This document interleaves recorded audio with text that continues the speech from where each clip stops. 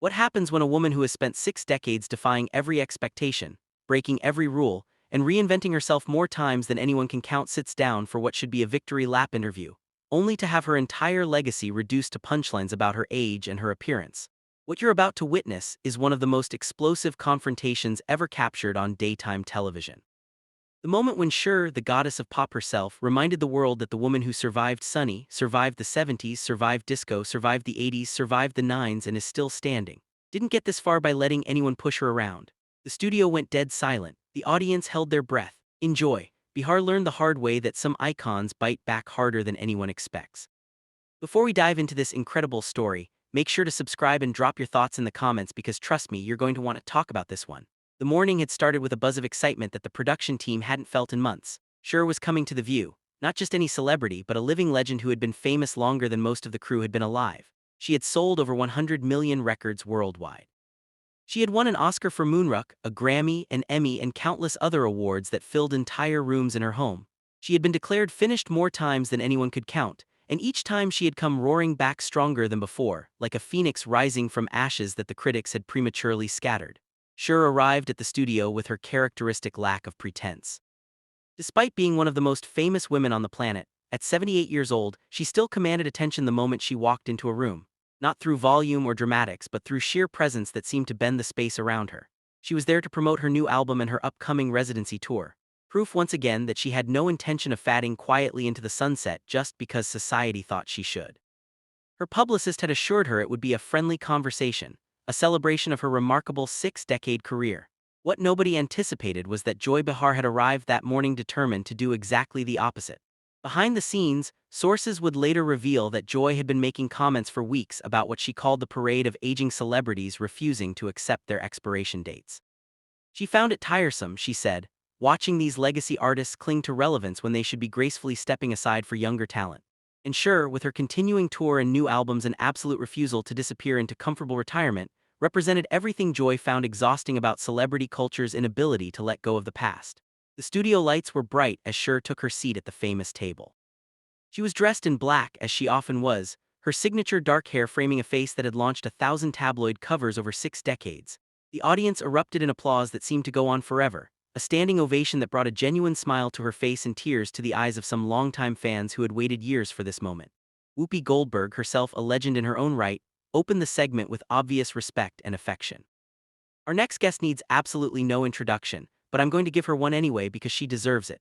6 decades in the entertainment industry, over 100 million records sold, an Oscar, a Grammy, an Emmy, and still going strong. Please welcome the one and only Cher. The applause continued as Cher settled into her chair with the ease of someone who had done this more times than she could possibly remember.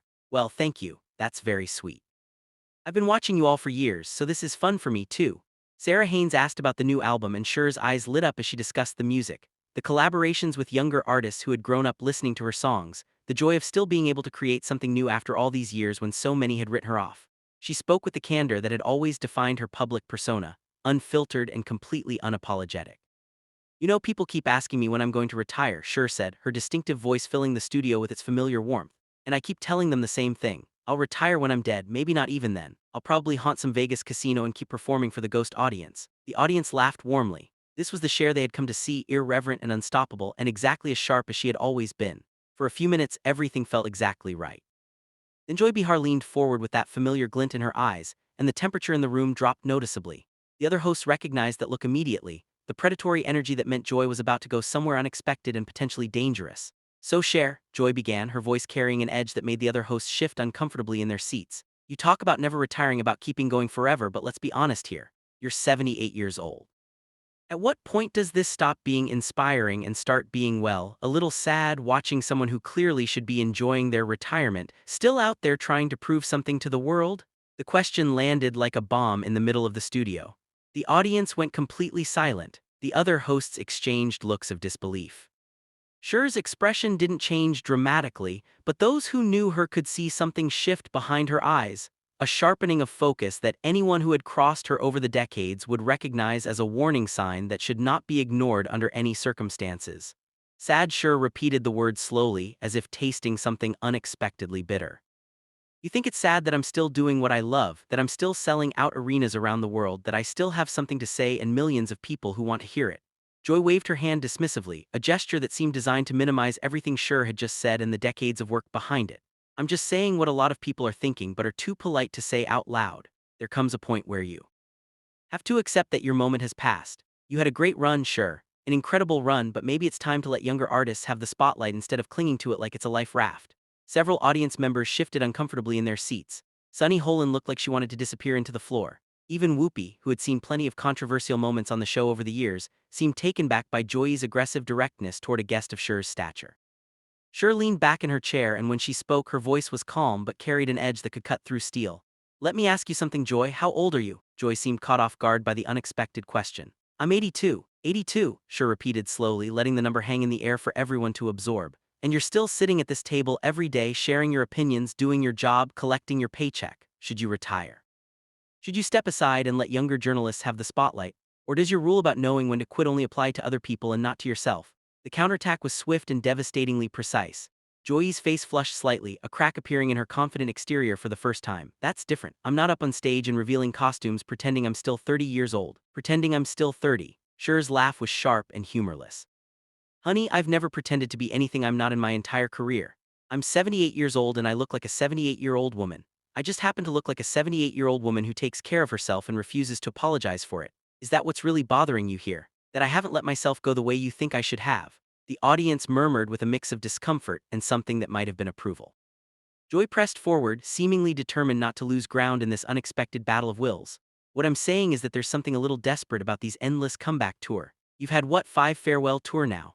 At some point farewell should actually mean farewell. It starts to look like you just can't let go of the past, can't accept that your time in the spotlight is over." Cher's eyes narrowed dangerously. "Let me tell you something about letting go, Joy. I've let go of 2 marriages, including one that was broadcast to millions of people every week. I've let go of people I loved who died too soon. I've let go of decades of my life to an industry that told me over and over again that I was finished, washed up, done, a relic of another era. What I haven't let go of is my right to keep working, keep creating, keep living my life on my own terms. And I never will, no matter how many people like you tell me I should." She leaned forward, her presence suddenly commanding the entire studio in a way that reminded everyone exactly why she had been a star for 6 decades. "You want to know what desperate looks like? Desperate is someone who sits behind a desk taking shots at a woman who's accomplished more in her life than most people could accomplish in 10 lifetimes. Desperate is trying to tear someone down because their refusal to quit makes you uncomfortable about your own choices, your own mortality, your own relevance. That's desperate." The response hit its mark with precision accuracy. Joy's smirk faltered, but she recovered quickly with her characteristic defensive aggression. "I'm just pointing out what everyone can see with their own eyes. The plastic surgery, the costumes, the wigs, the whole elaborate production. It's a lot of effort to maintain an illusion that time has somehow passed you by. At what point does it become more about vanity than actual music?" The mention of plastic surgery seemed to hang in the air like a thrown gauntlet. Cher's expression shifted to something that looked almost like dark amusement, but there was cold steel underneath it that anyone paying attention could clearly see. "Ah, there it is," Cher said, nodding slowly. "I was wondering how long it would take to get to the plastic surgery." "Let's talk about that, Joy, since you brought it up so eagerly. Yes, I've had work done. I've never denied it, not once in my entire career. I've been completely open about it for decades when other people were lying through their teeth. You know why? Because it's my face, my body, my choice, and I don't owe anyone an apology for doing what I want with my own appearance." She turned to address the audience directly, her voice gaining strength and passion. "You know what's interesting? When men in Hollywood get older, they're called distinguished, dignified silver foxes. They're cast as romantic leads well into their 60s and 70s opposite women half their age. When women get older, we're told to disappear quietly and gracefully. And if we try to maintain our appearance, we're called desperate and fake and plastic. If we don't, we're called washed up and past our prime and letting ourselves go. We can't win either way. So I decided a long time ago to stop playing that rigged game entirely." The audience began to applaud, but Cher wasn't finished. The dam had broken, and decades of deflecting these criticisms with a smile were giving way to something far more powerful and necessary. "I've been famous since I was 18 years old. I've watched this industry chew up and spit out women for 60 years. I've seen talented, brilliant women told they were too old at 30, at 40, at 50. Women who had so much more to give, pushed aside to make room for the next young thing. And I decided early on that I wasn't going to let anyone else define my expiration date. Not the studios, not the critics, not the tabloids, and certainly not people like you who think their opinion should dictate how I live my life." Joy tried to regain control of the rapidly deteriorating conversation. "But don't you think there's something inauthentic about all of it? The wigs, the costumes, the elaborate productions. Is that really you up there on stage, or is it just a character you've created to hide behind?" Cher's laugh was genuine this time, but it carried a bitter edge that cut through the studio like a knife. "Inauthentic. Let me tell you about authentic joy. Authentic is growing up so poor that my mother had to leave me at an orphanage for a while because she couldn't afford to feed me. Authentic is being told I was too weird, too ethnic looking, too different to ever make it in show business. Authentic is having dyslexia so severe that I couldn't read a script properly until I was in my 40s and having to memorize everything by having someone read it to me over and over again. That's authentic. She paused, her voice dropping to something more intense and personal. The wigs and the costumes, that's armor. That's what I built to protect the authentic me from a world that was constantly trying to tear me down. And you know what? It worked. I'm still here. How many of the people who said I was finished are still relevant today? How many of the critics who wrote me off are still being talked about? I've outlasted them all, every single one of them. And I did it by being exactly who I wanted to be, not who anyone else thought I should be. The studio was completely silent now, hanging on her every word. Even Joy seemed to be processing the weight of what had just been said. But let's get back to your question about letting go, Cher continued, her voice gaining a painful intensity. You want to know about letting go? I stood at Sunny's funeral after spending years watching the media turn our divorce into entertainment, into jokes, into punchlines that followed me everywhere. I stood at that podium and eulogized the man I had loved and hated and loved again, the father of my child. While cameras captured every tear for the evening news, that's letting go. Her voice cracked slightly, but she pressed on with determination. I watched my child struggle with their identity for years before coming out as transgender. And I stood by them when half the world had opinions about my parenting, about my family, about decisions that were none of their business. I didn't handle it perfectly at first, I made mistakes, but I learned and I grew and I supported my child through one of the most difficult journeys a person can take. I've buried friends, lovers, colleagues. I've said goodbye to more people than I can count. So don't you dare sit there and lecture me about letting go. I know more about letting go than you could learn in 10 lifetimes. Joy opened her mouth to respond, but Cher held up her hand with an authority that silenced the entire room. No, you've had your say. You've questioned my relevance, my authenticity, my appearance, my right to keep working. Now you're going to hear mine. She stood up, her full presence commanding the studio in a way that reminded everyone exactly why she had been a star for 6 decades. I started performing when Kennedy was president. I've survived Vietnam, Watergate, disco, Reagan, 2 Bushes, and everything in between. I've had #1 hits in 6 consecutive decades. 6.